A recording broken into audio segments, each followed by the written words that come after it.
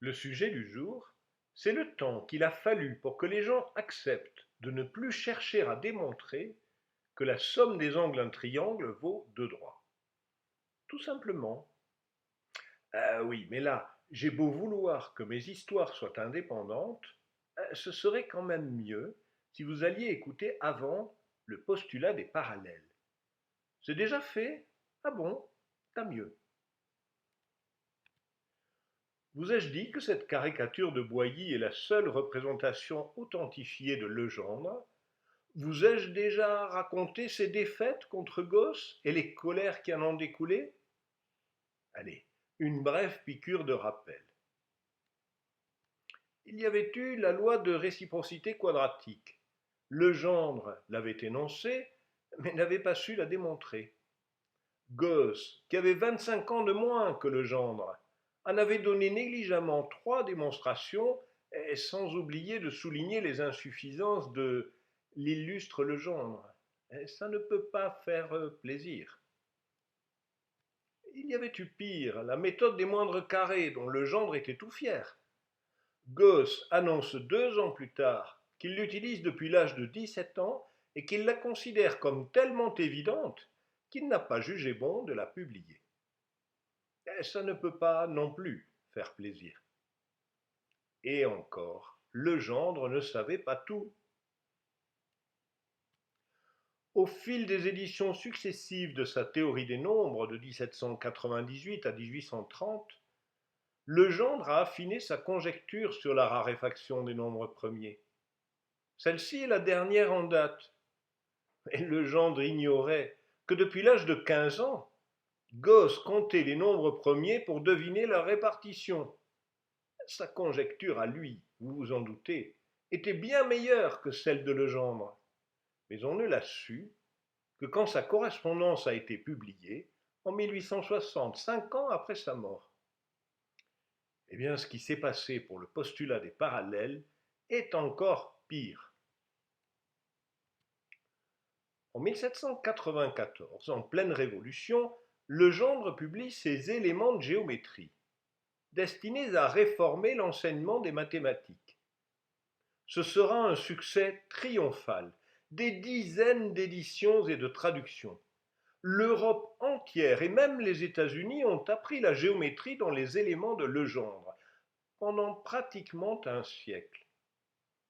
Une présentation plus claire, plus progressive, plus lisible, Legendre est clairement un pédagogue hors pair. Oh, sur le fond, il ne s'écarte pas beaucoup d'Euclide. Voyez les propositions 27 et 28. C'est la célèbre proposition 32 d'Euclide, sur la somme des angles d'un triangle.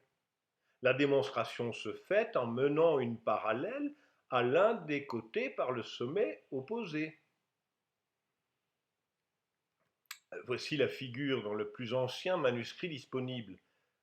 C'est cette figure que les apprentis géomètres ont mémorisée pendant au moins 20 siècles depuis Euclide, et sans doute avant lui.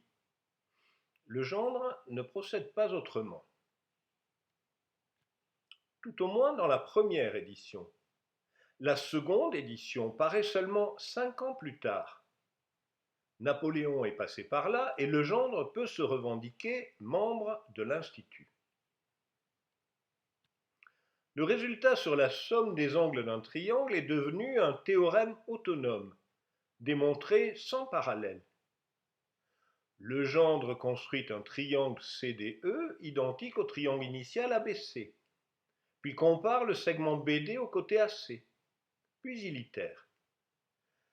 Le problème est que tout ce qu'il réussit à prouver comme cela, c'est que la somme des trois angles est inférieure ou égale à deux droits. Alors cette démonstration disparaît des éditions suivantes. Mais ce n'est pas fini. Nous sommes en 1823. Legendre a plus de 70 ans. Il est couvert d'honneur, membre de l'Institut et de la Légion d'honneur. Ces éléments de géométrie en sont à leur 12e édition. Il n'a toujours pas renoncé à la somme des angles d'un triangle. Cette fois-ci, il construit un nouveau triangle AC'(B'), de manière à conserver la somme des angles, l'angle en C' étant plus grand que l'angle en C du triangle ABC. Puis il itère. À la limite, un des angles tend vers π, les autres vers 0. C'est QFD. Oui, mais rien ne justifie ce passage à la limite. Encore raté. Nous voici 10 ans plus tard, en 1833. Legendre a dépassé 80 ans. Il est toujours persuadé qu'au fil des éditions successives de ces éléments de géométrie, il a, comme il dit, démontré la théorie des parallèles. Je le cite. Il n'en est pas moins certain que le théorème sur la somme des trois angles du triangle doit être regardé comme l'une de ces vérités fondamentales qu'il est impossible de contester et qui sont un exemple toujours subsistant de la certitude mathématique qu'on recherche sans cesse et qu'on n'obtient que bien difficilement dans les autres branches des connaissances humaines. Et finalement, c'est sans doute mieux pour Legendre qu'il ait ignoré ce que Gauss avait en tête depuis longtemps. Gauss réfléchissait au postulat des parallèles depuis sa jeunesse et était arrivé, probablement dès le début du siècle, à la conclusion que supposer la somme des angles d'un triangle inférieur à deux droits n'impliquait aucune contradiction. Cela menait au contraire à une nouvelle géométrie non euclidienne, pleine de théorèmes certes contre-intuitifs, mais parfaitement rigoureux et cohérents. Par exemple, la différence entre deux droits et la somme des angles d'un triangle est proportionnelle à sa surface. Les angles sont d'autant plus petits que le triangle est plus grand. Gauss n'a pas été surpris quand en 1831 son ami Bolyai lui a envoyé le mémoire de son fils. Il ignorait encore que Lobachevsky avait publié la même chose en Russie quelques années auparavant. Mais Gauss lui-même n'a jamais rien voulu publier. Il s'est contenté d'envoyer quelques réflexions de temps en temps à ses amis. Il y explique pourquoi il ne veut rien publier sur ce sujet. Voici par exemple ce qu'il écrit à Bessel le 27 janvier 1829. Je ne mettrai pas en forme mes idées très étendues sur ce sujet avant longtemps, et peut-être n'y aura-t-il pas de publication de mon vivant, car je crains la clameur des béotiens si j'exprimais mon opinion complètement. Dans sa lettre de 1832 à Bolyai le père, Gauss est plus précis. Quant à mon travail personnel, mon intention était de n'en rien laisser publier de mon vivant. En effet, la plupart des hommes n'ont pas l'esprit juste sur les questions dont il s'agit, et j'ai trouvé seulement bien peu d'entre eux qui prissent un intérêt particulier à ce que je leur ai communiqué à ce sujet. Pour pouvoir prendre cet intérêt, il faut d'abord avoir senti bien vivement ce qui fait essentiellement défaut. Et sur ces matières, la plupart des hommes sont dans une obscurité complète. Pour comprendre la difficulté psychologique, je vous propose une galerie de portraits des plus grands philosophes, accompagnée pour chacun d'une citation où ils présentent la somme des angles d'un triangle comme l'archétype de la vérité absolue. Il existe des centaines de citations analogues dans la philosophie européenne. Aristote. Du reste, le nécessaire se retrouve dans les sciences mathématiques, à peu près ce qu'il est dans les choses de la nature.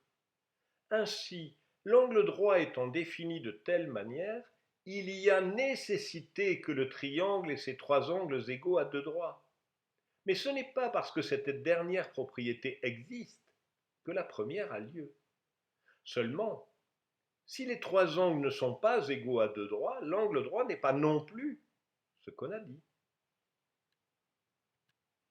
Thomas d'Aquin. Si quelqu'un sait par démonstration que la somme des trois angles d'un triangle est égale à deux droits, il comprend cette vérité. Mais si un autre la reçoit comme probable par le fait que des savants ou la plupart des hommes l'affirment ainsi, celui-là ne comprend pas, car il ne parvient pas à cette manière parfaite de connaissance dont cette vérité est susceptible. Descartes. Lorsque je considère la nature du triangle, je connais évidemment que ces trois angles sont égaux à deux droits, et il ne m'est pas possible de ne le point croire, pendant que j'applique ma pensée à sa démonstration. Spinoza.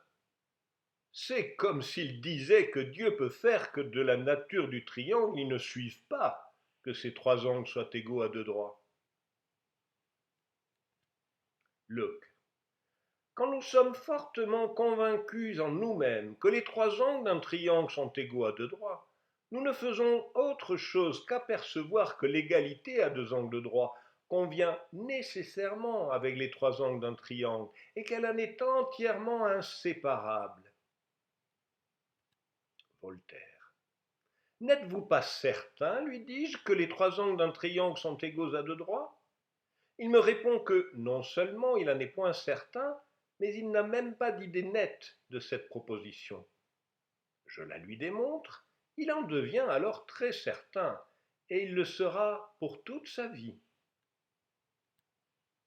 Kant. Que l'on donne à un philosophe le concept d'un triangle, et qu'on le charge de trouver à sa manière quel peut être le rapport de ces angles avec l'angle droit. Schopenhauer.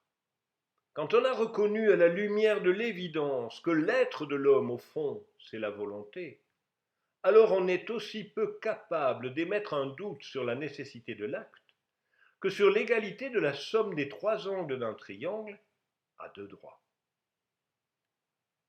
Au moment même où Schopenhauer écrivait ceci, cela faisait 20 bonnes années que Gauss était capable d'émettre un doute sur la somme des trois angles d'un triangle.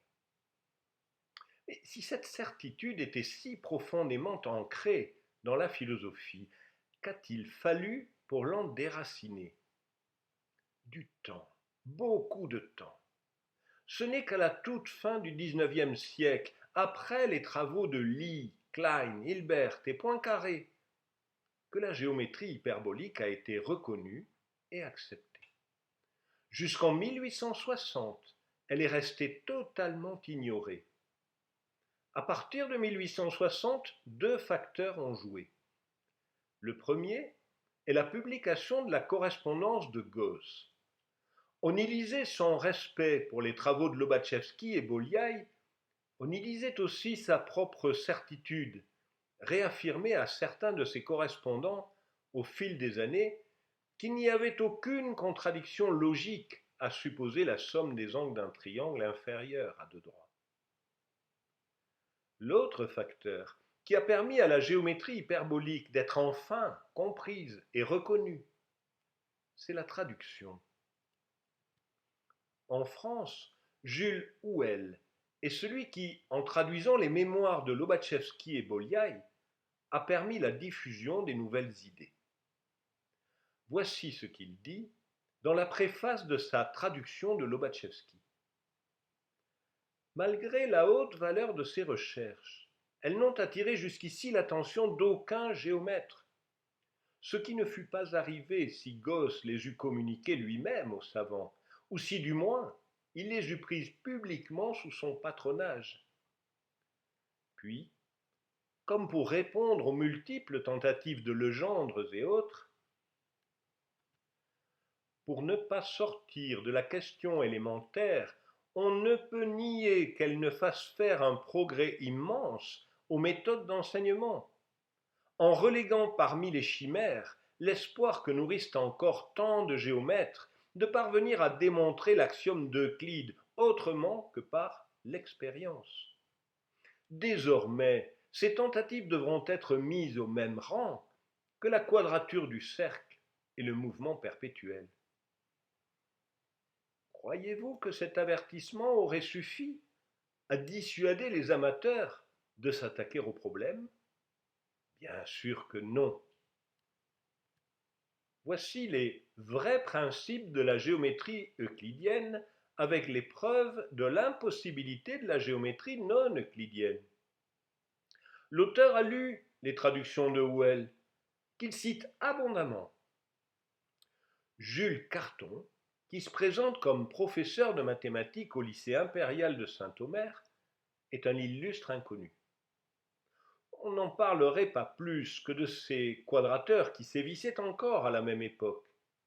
Si son travail n'avait été à l'origine d'une quasi-affaire d'État, qui a divisé la France mathématique du temps jusqu'aux plus hautes sphères de l'Académie des sciences.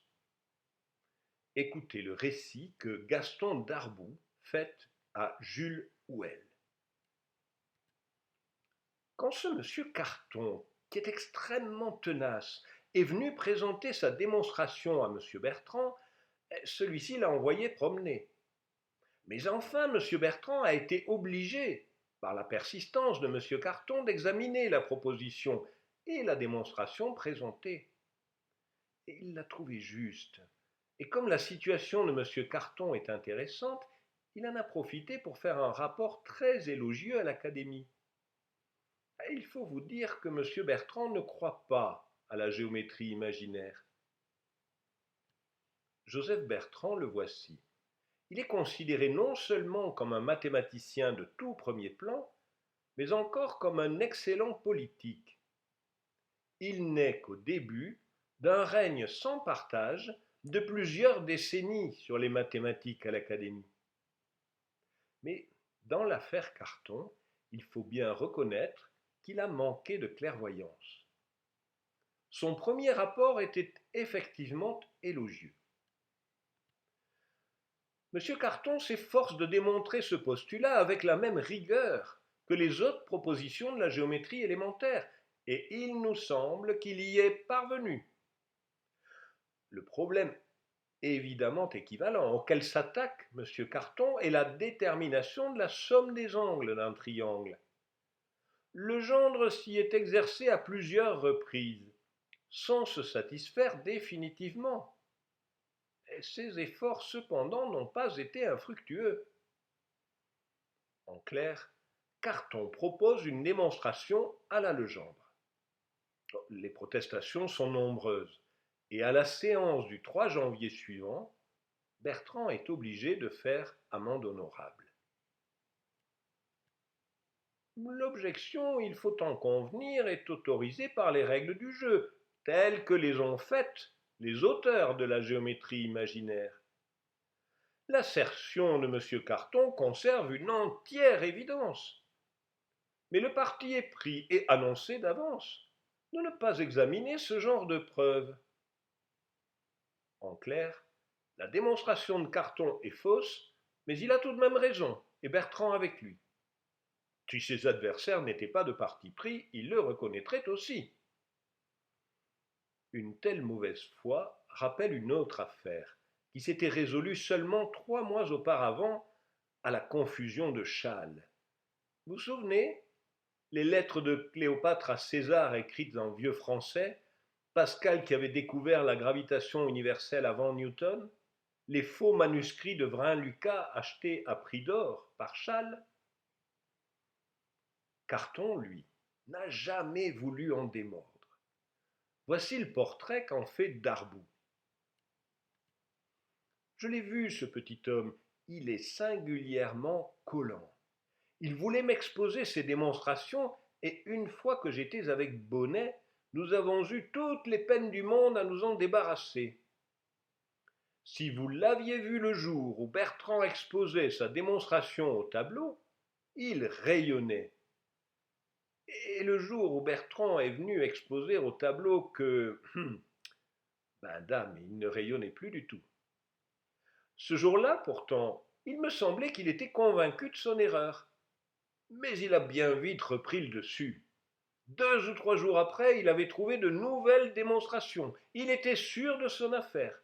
Lobatchevski n'était qu'un petit garçon, etc., etc. Ouf, ne croyez pas que Carton ait été le dernier. ni le plus connu. Il y a eu beaucoup plus célèbre que lui. Oh, ne me dites pas que vous ignorez que Dodson est de loin le plus célèbre des mathématiciens ayant jamais existé. Oh, mais à quoi ça sert que je vous raconte des histoires alors? C'est l'auteur d'Alice au pays des merveilles, Lewis Carroll. Ah, vous voyez bien.